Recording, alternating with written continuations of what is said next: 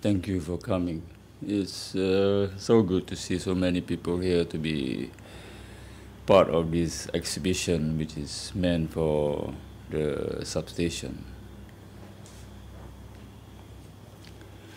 I believe many of you already very familiar that since 2006 I have been lamenting about the loss of the garden and have been campaigning my own small way to tell all of us that we have to think about what we can do to get back the garden.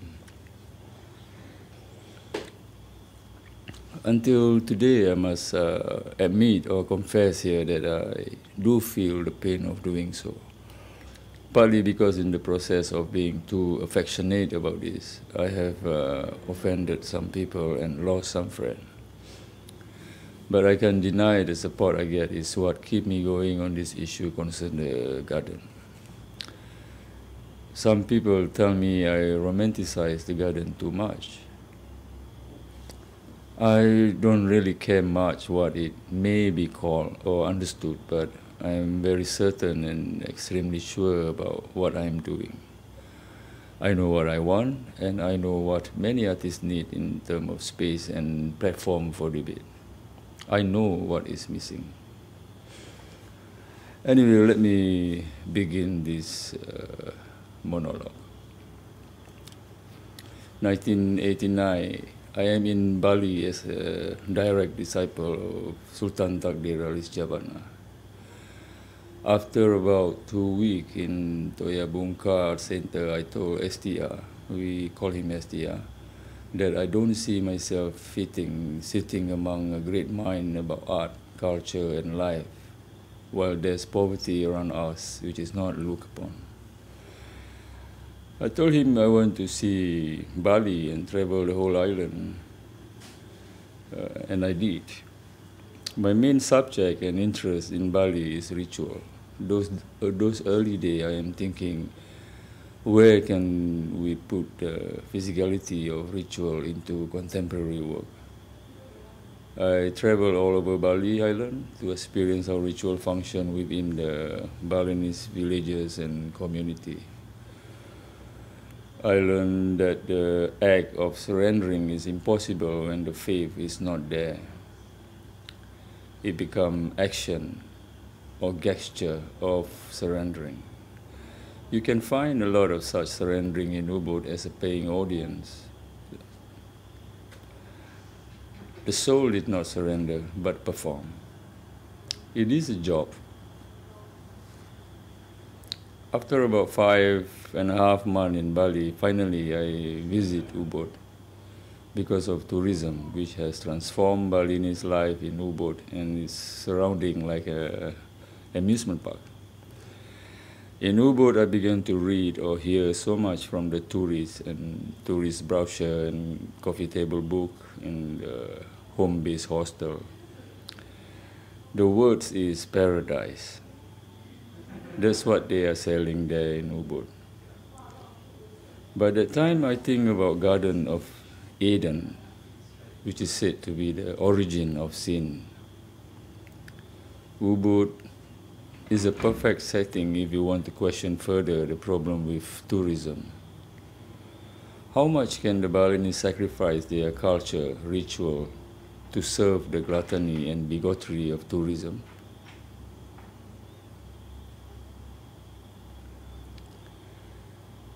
And it was in Ubud where I managed to grab a copy of the Straits Times Singapore. I was shocked to read the news that my brother had murdered an old man in a coffee shop in Yishun. My parents live around the corner in a 4-room flat. I packed my bag and go home. And when I'm finally home, I discovered that my parents were already in the process of selling their 4-room flat. They rented a 1-room flat in Chinatown, ironically facing the Supreme High Court. My mom told me we were back to where we had started many years ago. That was 1971. Basically, we start with dab and no toilet boy. We have to squat. Again, As a child, I'm very close to tree, especially fruit tree. I'm one of the monkey in the village. I scream at birds, monkey and rats protecting my garden. Fruit tree are like a pal to me. They die in that village, but they also grow in another village. It's like the same tree we talk to or climb on it. At time I told myself, you may think tree don't talk or whisper, but they walk. I remember talking with Ko Pao Kun about tree, and he told me that he don't like the idea of bonsai. It manipulates the plant sadistically. He referred it to how do a government take care of their society and in which manner they do it. Partly because that time the government was talking about the concept of the garden. So anyway, if bonsai is a politic, it's a bad politic. At least that is how Pao Kun feels. It manipulates nature for self-pleasure. Then he asked me, what do I think about tree? When I told him that I worship big tree the same way the Muslim kneel down in the mosque. And I know that the only enemy a tree have is human being. He smiled for quite a while.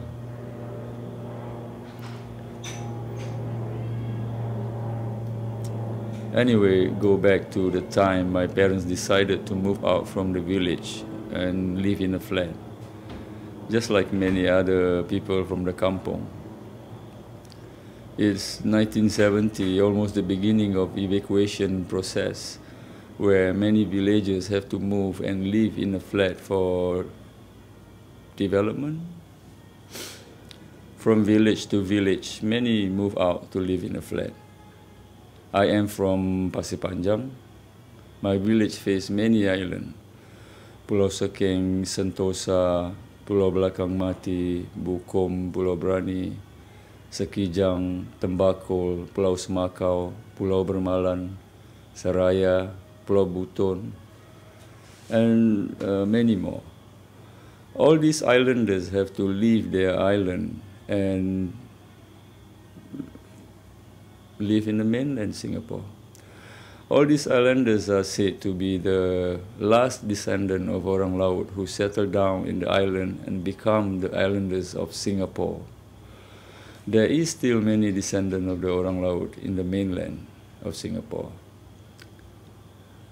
But many are still very uncertain if they are descendant of the orang laut, and many did not know where is the Dai and Lingga, the Mecca of orang laut. So when you look at every lorry came to me in the came to move in the flat, you know, if possible, they want to bring the whole village in. Some even with their pets like chicken, bird, dog, baby iguana, cat, and fish. It's completely a different world altogether. It is one of the most painful move out as a history, which I'm not sure if it's documented. The evacuation definitely separate the family, friends, relatives, and in fact nature, animals. I see a lot of people struggle to adjust themselves. In front of the block I live in, Alexandra Road was mainly occupied by islanders from Pulau Brani. About 100 souls. Some of them are my distant relatives. Pulau Brani is at the bottom of Sentosa, next to Belakang Mati. I grew up in my father's village. It's a Bugis Melayu village in Pasir Panjang. The Bugis, the islanders, and orang laut has a long history together since, I suppose, 13th or 14th century, when a fleet of Bugis warlord of Sulawesi came here to serve the Johor Empire. But some end up become a pirate in the Straits of Malacca, targeting mainly Singapore. The whole village was in one block, 12-story block. It's havoc like a Noah's Ark concrete version with animal around, naked children running, men with sarong and topless, women squatting to cook with kerosene cooker. they are still very much grounded in a sense. A lot of houses have no chair. The older people are the most difficult and painful to watch. They are tree on the ground, not a plant in a pot. You can't just move as you wish. It's really tough and at times painful, even for me as a child, to witness how old people struggle to adjust themselves after being 70 years in the village and now then have to live in a one-room flat on the high floor. I am told there is one old Chinese lady, a fine lady who lives near our village. She has been sitting under a large bougainvillea tree for more than 60 years. How does he feel now, have to sit in a concrete house all the time? I don't know. I could not imagine what went through her mind. They are a lover. It is a constant struggle with massive cement and height. They never knew. Some were so heartbroken, cried and sulking the moment their village gone, bulldozed to bare ground. And when we finally saw our village bulldozed for a condo, our heart was so broken. I saw a bare ground. There's no more tree, no grass. All earth is bleeding to me. The memory is everywhere, not just place and house, the tree, stone, lake, river, and all. All this existence you call an object have a name after them. Everything completely erased. I can understand why some old people, those early 70s, jump from a high floor. Suicide. It's no U-turn situation. I saw an 80-year-old Chinese woman wearing her ama dress jump from 8th floor. Her head smashed like watermelon. One of my friends who saw the same thing almost go crazy. Thank God we drink Chinese whiskey those days. If not, few of us definitely go crazy.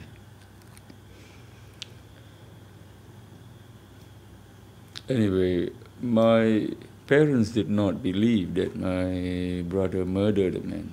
It is heavy a burden for an eyes to witness a soul sulking hopelessly every day, praying to God who did not talk directly in a manner we know. I know the face of a soul, a mother especially, who is waiting in anxiety, hoping and praying every moment that their beloved son will escape the gallows. The presence of sorrow was unbearable. Since then, I saw the brutality of hanging people to death, which fall upon a soul who is innocent, is inhuman. I wish and pray that our government abolish death penalty. During this period of turmoil, I realized that the world is living in fear and too little people care to help them. If you are poor and accused of murder, how can you afford a lawyer? We got the best lawyer in the world, Mr. J.B. Jeyaretnam. He had reduced really a lot on his fee, but we still find it a struggle to find the amount of money needed. My anger grew deeper since then, but I could not articulate it. I don't usually am interested with a direct approach or expression towards political issue. But this case made me think about what is political action as compared to spiritual or intellectual action. I mean, for the arts, I must say I'm allergic towards politics, towards power, and the little position or costume I got to deal with. During that being lost, we call it, what saved my sanity was Tang Dau House and Studio, La Salle, and the Substation. When I returned from Bali, Tang Dau invited many artists to work and reside in Lorong Gambas, where he lived and worked. Thou love me the same way Brother Joseph McNally, William Lim, Lina Lim, Tike Sabapati, Pao Kun, Krishnji, Sasitaran, Taking Sun, Madam Golekwan, and I suppose a lot of you more. Dau house and studio was a village environment. To be precise, is an abandoned chicken farm. I took a small room and stayed there. The environment saved me in many ways as it reminded me of my childhood in the village. Durian tree, jackfruit, rambutan, and all other shrub and plant by the river.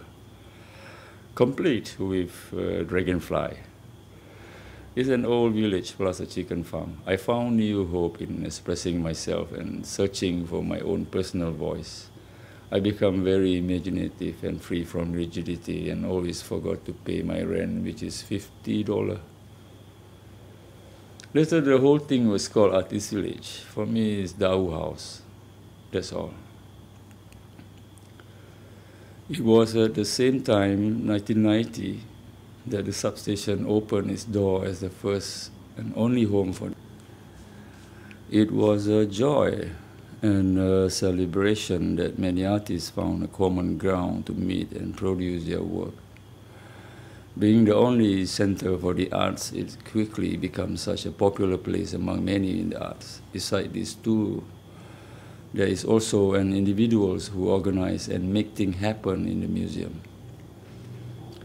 T.K. Sabapati is one of them. He organized sculpture show in the old museum and write passionately about artists of that generation.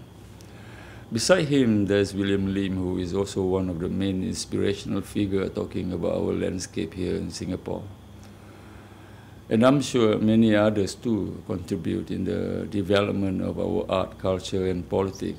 All of us here in Substation is alive with great energy and positivity as a community. Those days, you can see this generation of intellectuals from different fields in the arts, culture, and politics get together with one interest: to make the whole environment in the arts and culture in Singapore a debatable environment. Substation is one of their force, or in fact revolution, which we dearly owe really a lot to all this colorful, forceful, and critical. In a way, if you're familiar with philosophy department, they created a platform larger than when they started. They stretch it, they pull it, sometimes they break it. So I'm not sure if whenever we think about Substation, we think of Ko Pao Kun, because there is so many colorful people around it and part of the realization of Substation.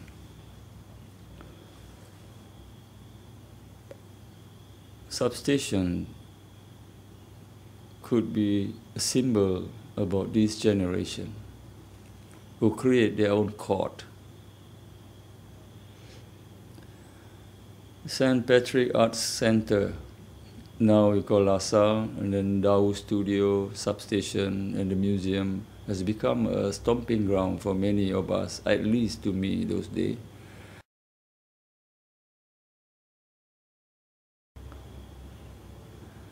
In 1991, Pao Kun invited me to design the stage for a play 001, but I ended up performing instead, and he took over to make the stage.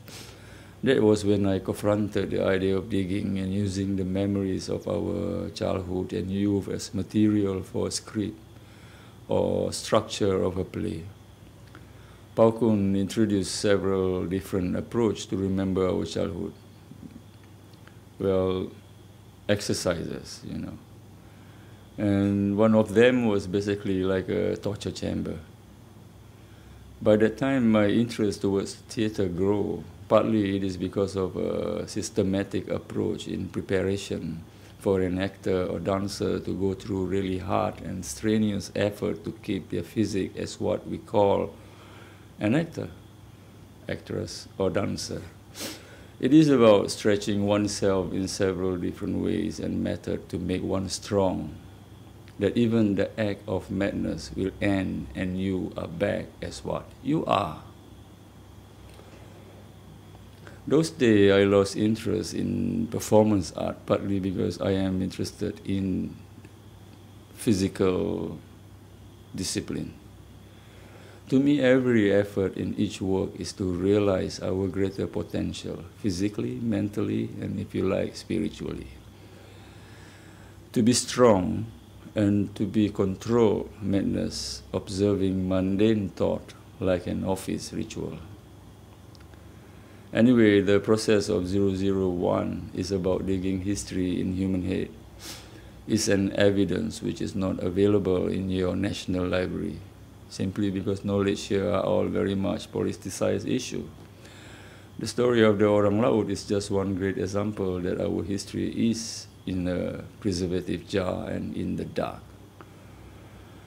Such memories is an alternative memory for you to know or read as history, as a national history, or the other national history. I have a small portion of this story, and is a blessing, but at times a great burden to tell. And yet, at times, it's a great pleasure to tell.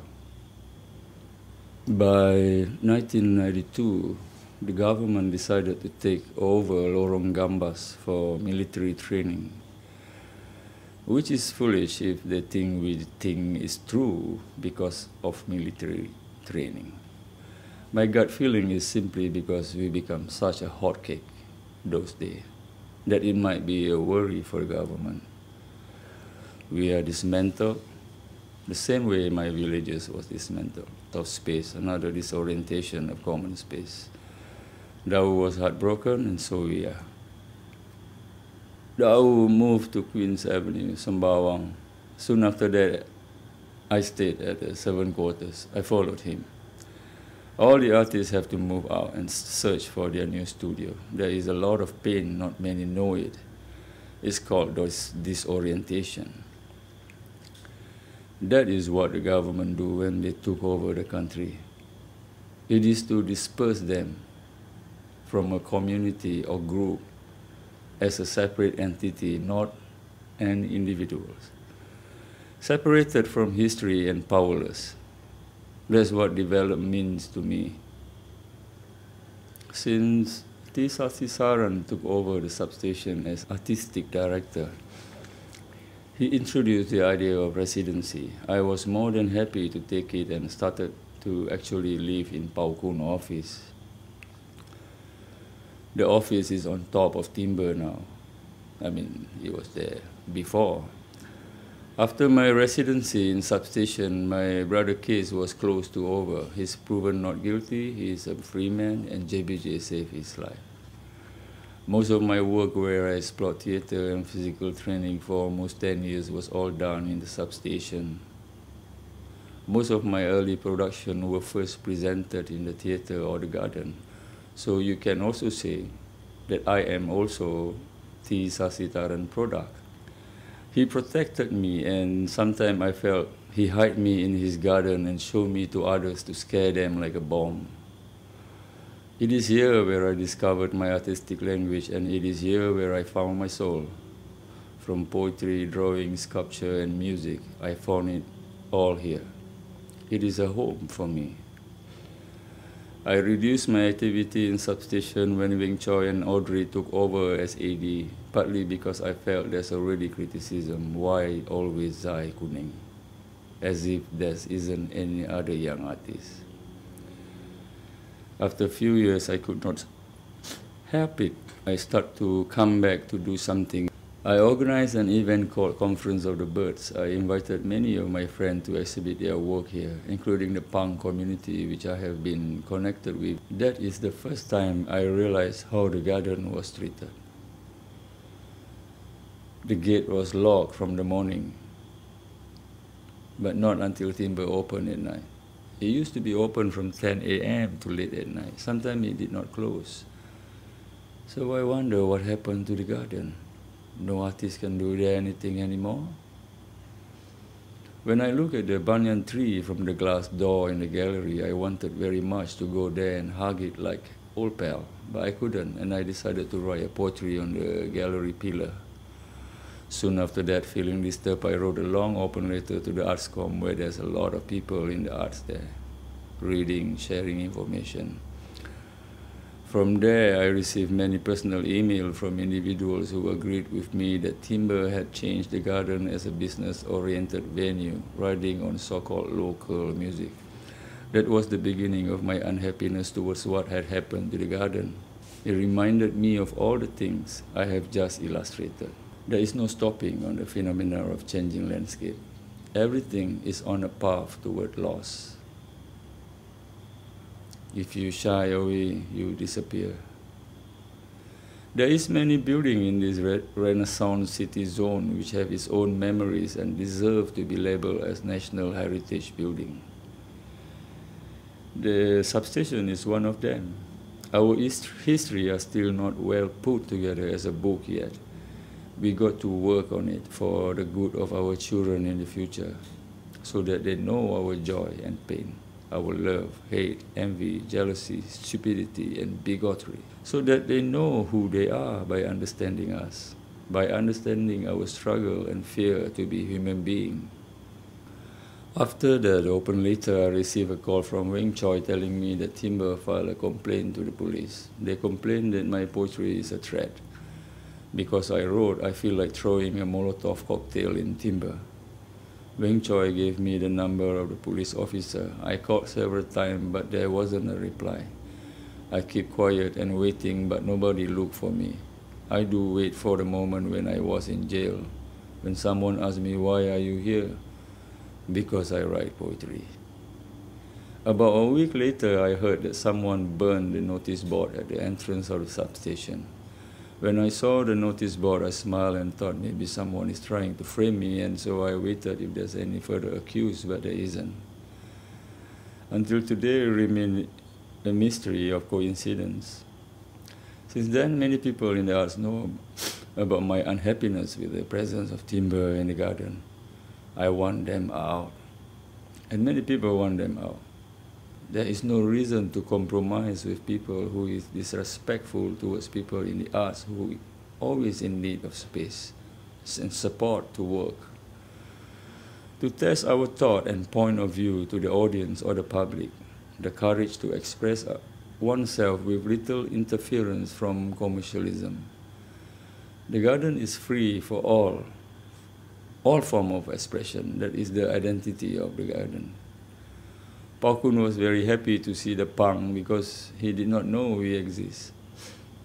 What is multiculturalism, which we have been talking about? A space that allows almost anything in it will find the possibility of a multicultural society. Since then, many people in the arts know about my unhappiness with the presence of timber in the garden. I want them out, and many people want them out. There is no reason to compromise with people who is disrespectful towards people in the arts who are always in need of space and support to work. To test our thought and point of view to the audience or the public, the courage to express oneself with little interference from commercialism. The garden is free for all form of expression. That is the identity of that garden. Pao Kun was very happy to see the punk in the garden because he did not know we exist. What is multiculturalism, which we have been talking about? A space that allows almost anything in it will find the possibility of a multicultural society. The way timber operates, it does not allow such multidisciplinary practice. We don't want to perform in a pub. That's the reason I don't see the point discussing it with timber management. I want to perform in a neutral space, a garden perhaps. I almost had enough of performing in a pub, unless when I'm touring in Tokyo. Anyway, now, so it's Singapore Biennale 2011. This year, Matthew invited me. The first thing I prepared is I will not do anything in old Kallang Airport. I proposed to close timber for 2 months and open for all artists to do what they wanted in the garden without censorship from me. After my first discussion, Matthew asked if I would like to collaborate with Timber, where their business run as usual. I said no, I want to close Timber down, not collaborate with them. I want to bring back the space as close as I could. In fact, if I could, I want to tear them all apart, the same way they tear it apart. After the second meeting, Matthew emailed me and said Timber asked for 500,000 a month, which means 1 million for 2 months, to shut their door or business and give way to the arts. In fact, he also said actually Timber is happy to stay, and even if SB can afford it, they might not want to go. It just shows how arrogant they are. I just laugh. Then I proposed to Matthew to keep 500,000 from SB money and give it to Substation when Timber lease is over in 2 years' time. There is no reply after that. Now, basically, I am told that the reason Timber is there because the rent have to pay the staff here, or it's there because Substation did not get enough funding from NEC. The issue here is really not about Timber rental help the Substation financial difficulties. Anyone who wants to take over the garden business will have to pay rent anyway. The issue here is the arts community could not use the garden as a neutral ground rather than a pub. Or the arts community don't want to use it anymore. I am here to convince you that it is us who can free the garden from its present pathetic condition. We should put some effort to protect a space created by our pioneer, a generation who fought their way to open up more doors for all of us to search for our ancestral roots, our voice as a society, and proud of our history and building which considered sacred and important. We cannot underestimate the possibility for many artists, especially young people, to discover their voice, which become part of our history. Many artwork, dance, film, music, sculpture, photography, and all was made here, and many of these work is in the museum permanent collection now, while others book in the library. For the reason to close down Substation is similar with cutting a huge tree.